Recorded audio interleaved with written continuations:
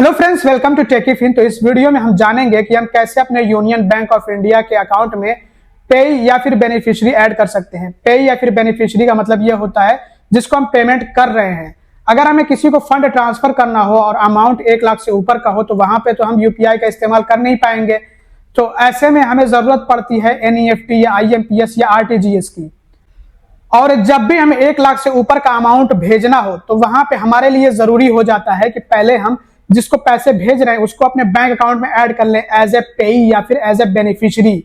तो हम कैसे अपने यूनियन बैंक ऑफ इंडिया के अकाउंट में पेई या फिर बेनिफिशियरी ऐड कर सकते हैं, इसको हम समझने वाले हैं।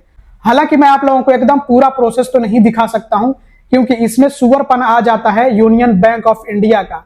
लास्ट में वो बिल्कुल जो आखिरी प्रोसेस बचा हुआ था, एकदम लास्ट स्टेप था वो ओटीपी का।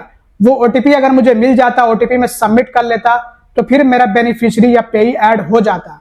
उसको कंफर्मेशन में लगभग 2 घंटे का टाइम लगता है। समझ लीजिए एक तरह से मैंने आपको पूरा प्रोसेस बता दिया है, बस वही ओटीपी का इशू रह गया। अगर ओटीपी आ जाता तो मैं ओटीपी सबमिट करता और पेई जो है वो ऐड हो जाता। अब उसको वेरीफाई होने में लगभग 2 घंटे का टाइम लग जाता है, तो उतना आपको वेट करना होगा और उसके बाद आप अपने पेई या फिर अपने बेनिफिशियरी को पैसे भेज सकते हैं आईएमपीएस के जरिए, एनईएफटी के जरिए या आरटीजीएस के जरिए। तो सबसे पहले तो हमें यूनियन बैंक ऑफ इंडिया के वेबसाइट पर विजिट कर लेना और इस पर हमें क्लिक कर लेना है इंटरनेट बैंकिंग वाले ऑप्शन पर। तो आइए इस पर हम क्लिक कर लेते हैं। अब यहाँ पे हमें देखिए रिटेल यूजर लॉगिन का ऑप्शन मिलता है, कॉर्पोरेट यूजर लॉगिन का ऑप्शन मिलता है। तो कॉर्पोरेट तो मतलब जो करंट अकाउंट वाले होते हैं उनके लिए ये, और ये नॉर्मल सेविंग्स अकाउंट मतलब सेविंग्स अकाउंट, सैलरी अकाउंट वालों के लिए वाला ऑप्शन है।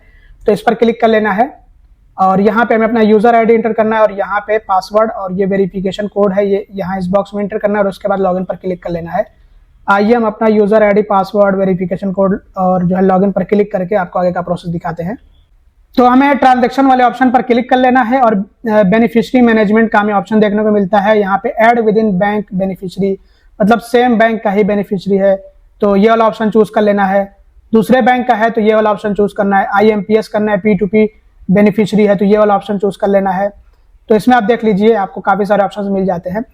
तो हमें दूसरे बैंक अकाउंट में पैसे भेजने हैं तो यहाँ पे ऐड अदर बैंक बेनिफिशियरी पर क्लिक कर लेना है। अब यहाँ पे बेनिफिशियरी का नेम एंटर करना है जिसको हम पैसे भेज रहे हैं, उसका नेम, यहाँ पे फुल नेम जो बैंक अकाउंट में है, और निक नेम आप अपनी मर्जी से एंटर कर सकते हैं, उसका कोई निक नेम। और यहाँ पे लिमिट हम सेट कर सकते हैं। तो अगर हम मैक्सिमम एक लिमिट सेट कर देंगे तो उससे ज्यादा हम उसको पैसे नहीं भेज सकते हैं जो बेनिफिशियरी हम यहाँ पे ऐड कर रहे हैं। और यहाँ पे फिर अकाउंट नंबर, फिर दोबारा से अकाउंट नंबर कंफर्मेशन के लिए एंटर करना होता है। अकाउंट टाइप क्या है, किस तरह का अकाउंट है जिसमें हम पैसे भेज रहे हैं, क्रेडिट कार्ड है या फिर करंट अकाउंट, डिपॉजिट है, लोन है, वर्ड ऑफ सेविंग्स, तो हम सेविंग्स में भेज रहे हैं तो यहाँ पे हम सेविंग्स चूज कर लेंगे। अब यहाँ पे नेटवर्क एंड आईएफएससी कोड वो हम यहाँ पे एंटर करेंगे। हम यहाँ से चाहे तो चेक भी कर सकते हैं। पेई बैंक नेम मतलब जिसको हम पैसे भेज रहे हैं उसका बैंक कौन सा है वो बैंक का नेम एंटर करना है। Branch, address, city, zip, country, यहाँ पे हम आईएफएससी कोड एंटर करेंगे, सारी डिटेल्स आ जाएंगी। एड्रेस डिटेल्स यहाँ पे कंट्री पार्ट ग्रुप सेलेक्ट कर लेंगे, ग्रुप 1, ग्रुप 2, अदर्स, हमने अदर्स सेलेक्ट कर लिया है। अब इसके बाद यहाँ पे हमें पूरा एड्रेस जो नॉमिनी का एड्रेस है वो एंटर कर लेना है।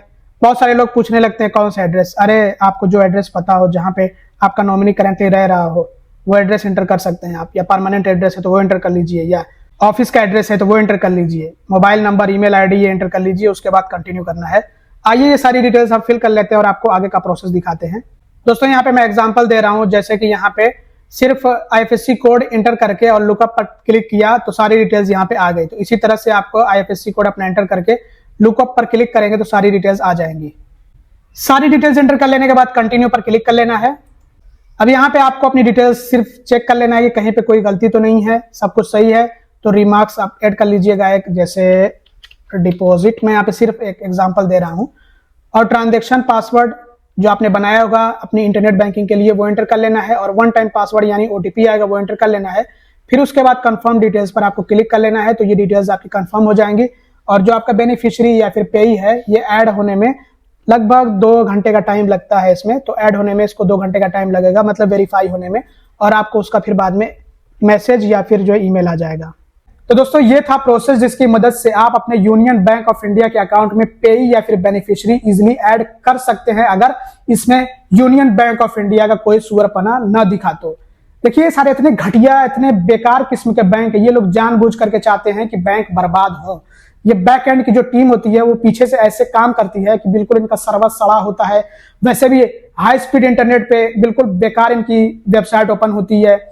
इनका जो मोबाइल बैंकिंग ऐप है वो भी सड़ा हुआ रहता है।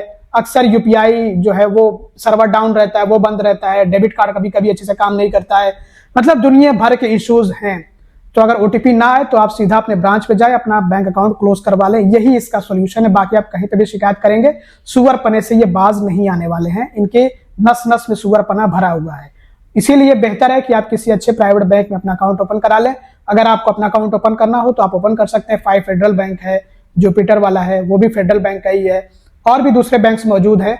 इंडसइंड बैंक का इंडी सेविंग्स अकाउंट है, डिलाइट सेविंग्स अकाउंट है, वो आप ओपन कर सकते हैं। लिंक आपको डिस्क्रिप्शन में, पिन कमेंट में मिल जाएगा। लेकिन ऐसे घटिया बैंकों से आपको बच करके रहना है।